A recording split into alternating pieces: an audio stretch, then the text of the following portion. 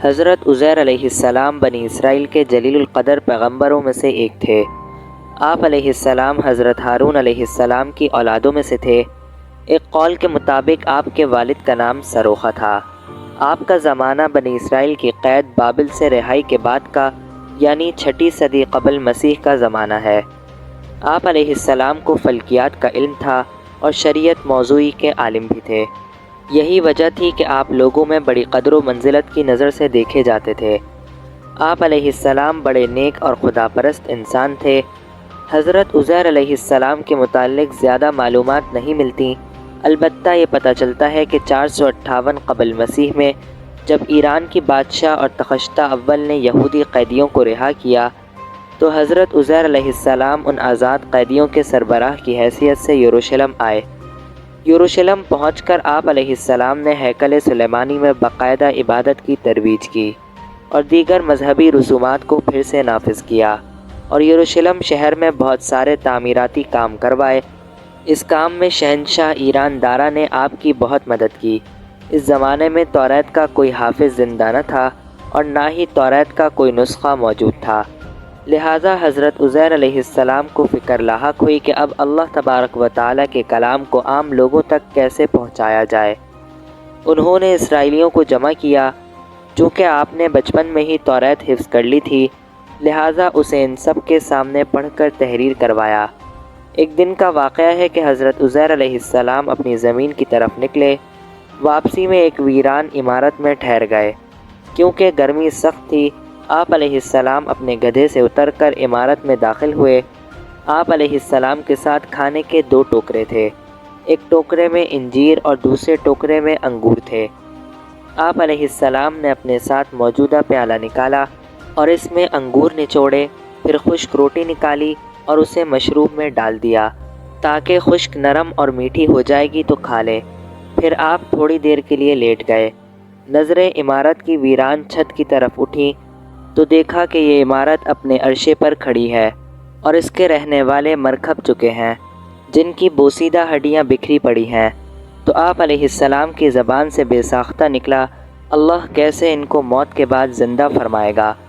آپ کو یہ شک نہیں تھا کہ اللہ تبارک و تعالی ان کو زندہ نہ فرمائے گا، بلکہ اس کی تاریخ و کیفیت پر تعجب کرتے ہوئے فرمایا تھا۔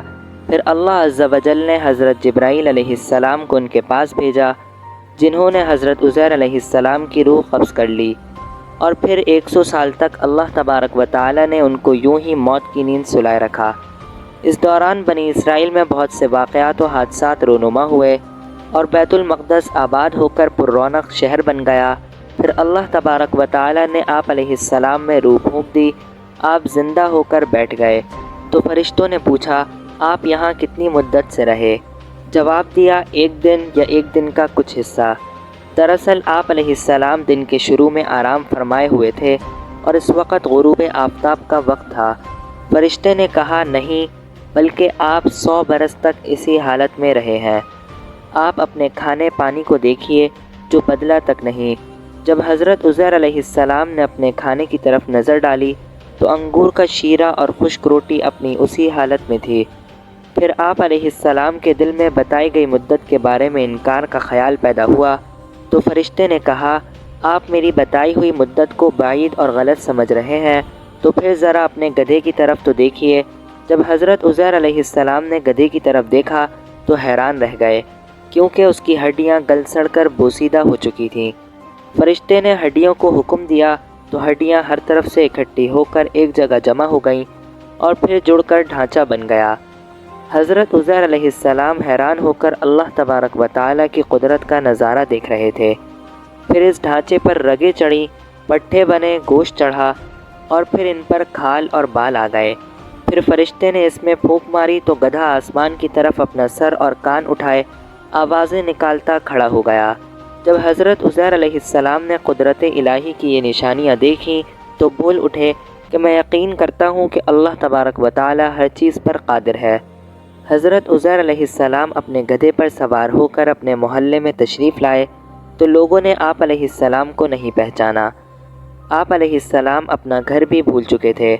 ڈھونڈتے ڈھونڈتے اپنے گھر پہنچے تو وہاں ایک نابینا اور اپاہج بڑھیا کو بیٹھے پایا۔ جس کی عمر تقریباً 120 سال تھی۔ وہ وہاں کے رہائشیوں کی والدہ تھی۔ جس وقت آپ علیہ السلام گھر سے نکلے تھے اس وقت وہ 20 سال کی جوان لڑکی تھی اور آپ علیہ السلام سے خوب اچھی طرح واقف تھی۔ حضرت عزیر علیہ السلام نے اس بڑھیا سے پوچھا، کیا یہ عزیر کا گھر ہے؟ تو بڑھیا نے حیران ہو کر کہا، جی ہاں۔ پھر بڑھیا کی آنکھوں سے آنسو جاری ہو گئے اور بولی، میں نے ایک عرصے سے کسی کے منہ سے عزیر کا ذکر نہیں سنا، اب تو لوگ بھی ان کو بھول چکے ہیں۔ اس پر حضرت عزیر علیہ السلام نے فرمایا، میں ہی عزیر ہوں۔ اللہ تبارک و تعالی نے مجھے 100 سال تک موت کی نیند سلا دیا تھا اور مجھے اب اٹھایا ہے۔ بڑھیا نے کہا، سبحان اللہ، بے شک عزیر علیہ السلام کو ہم سے بچھڑے 100 سال ہو چکے ہیں اور کسی سے ان کے متعلق ہم نے کچھ سنا بھی نہیں، لیکن آپ کیسے عزیر ہو سکتے ہیں؟ عزیر تو مستجاب الدعوات تھے۔ وہ جس مریض یا مصیبت زدہ کے لیے دعا کرتے وہ فوراً ٹھیک ہو جاتا تھا۔ لہٰذا آپ دعا کریں کہ اللہ مجھے بصارت لوٹا دے تو میں آپ کو دیکھ کر بتاؤں گی کہ آپ عزیر ہیں یا نہیں۔ حضرت عزیر علیہ السلام نے دعا کی اور اپنے دست مبارک کو ان کی آنکھوں پر پھیرا تو ان کی بصارت بحال ہو گئی۔ بڑھیا نے آپ کو دیکھا تو پکار اٹھی، میں گواہی دیتی ہوں کہ آپ ہی عزیر ہیں۔ پھر وہ بڑھیا ان کو لے کر بنی اسرائیل کے محلے میں ان کے عزیزوں کے گھر پہنچی۔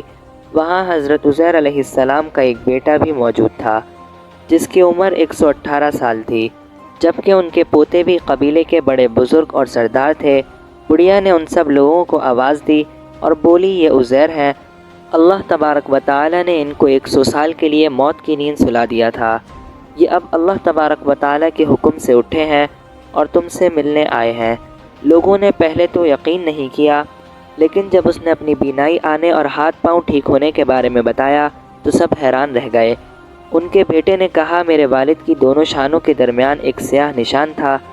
آپ علیہ السلام نے اپنی شانوں کو کھولا تو وہ نشان موجود تھا۔ پھر بنی اسرائیل نے کہا، ہمارے اندر کوئی توریت کا حافظ نہیں تھا سوائے حضرت عزیر علیہ السلام کے، اور بخت نصر نے توریت کے سارے نسخے جلا دیے تھے، لہٰذا آپ علیہ السلام ہمارے لیے توریت کو لکھ کر دکھائیں۔ حضرت عزیر علیہ السلام کے والد نے بخت نصر کے ایام میں توریت کے ایک نسخے کو دفن کر دیا تھا اور آپ کے علاوہ کسی کو اس جگہ کا علم نہیں تھا۔ چنانچہ حضرت عزیر علیہ السلام ان کو لے کر اس جگہ پہنچے اور گڈھا کھود کر توریت نکالی، جس کے اوراق بہت بوسیدہ ہو چکے تھے اور لکھائی بھی مٹ چکی تھی۔ پھر آپ علیہ السلام سب کو لے کر ایک درخت کے سائے میں تشریف فرما ہوئے۔ اتنے میں اللہ تبارک و تعالیٰ کے حکم سے آسمان سے 2 شعلے اترے اور آپ کے سینے مبارک میں داخل ہو گئے اور آپ علیہ السلام کو پوری توریت خوب یاد آ گئی۔ آپ علیہ السلام نے نئے سرے سے توریت لکھ کر بنی اسرائیل کے حوالے کر دی۔ بنی اسرائیل یہ معجزہ دیکھ کر سجدے میں گر پڑے اور بولے، حضرت عزیر علیہ السلام اللہ تبارک و تعالیٰ کے حکم سے ہمارے پاس پوری توریت بغیر لکھے اور بغیر کسی کتاب کے لے آئے۔ وقت کے ساتھ ساتھ بنی اسرائیل کی حضرت عزیر علیہ السلام سے محبت و عقیدت گمراہی میں بدل گئی، یہاں تک کہ بنی اسرائیل نے حضرت عزیر علیہ السلام کو نعوذ باللہ اللہ کا بیٹا کہنا شروع کر دیا، جس کی نفی اللہ تبارک و تعالی نے قرآن مجید میں یوں کی ہے۔ اور یہودی کہتے ہیں کہ عزیر اللہ تبارک و تعالی کے بیٹے ہیں، اور عیسائی بھی کہتے ہیں کہ مسیح اللہ تبارک و تعالی کے بیٹے ہیں۔ یہ ان کی منہ کی باتیں ہیں، پہلے کافر بھی اس طرح کی باتیں کیا کرتے تھے۔ اللہ تبارک و تعالی انہیں ہلاک کرے، یہ کہاں بھٹکتے پھرتے ہیں۔ بے شک اللہ عز و جل ہر چیز پر قادر ہے۔ جس طرح اللہ تبارک و تعالی نے 100 سال بعد نہ صرف حضرت عزیر علیہ السلام کو دوبارہ اٹھایا بلکہ آپ کے گدھے کو بھی زندہ کیا، اسی طرح بروز قیامت اللہ تبارک و تعالی سب لوگوں کو حساب و کتاب کے لیے زندہ فرمائے گا۔